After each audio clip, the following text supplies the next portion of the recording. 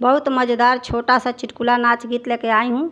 आप लोग सुनिएगा ज़रूर। आप लोग को अच्छा लगे तो वीडियो को लाइक, चैनल को सब्सक्राइब जरूर कीजिएगा।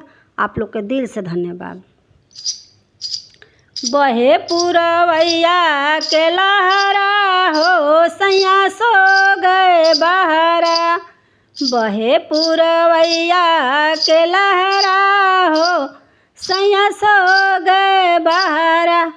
सास सोए अंगना ससुर जी दुआरे। सास सोए अंगना ससुर जी दुआरे।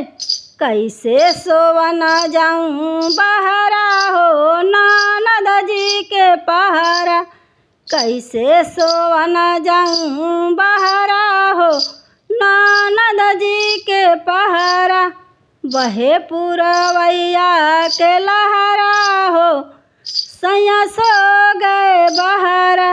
बहे पुरवैया के लहरा हो सैया सो गए बहरा।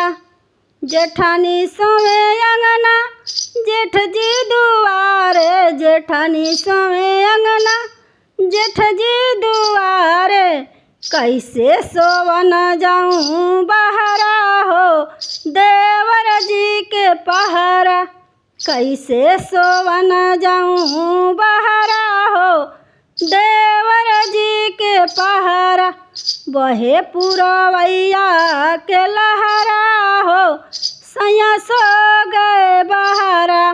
बहे पुरवैया के लहरा हो सैया सो गए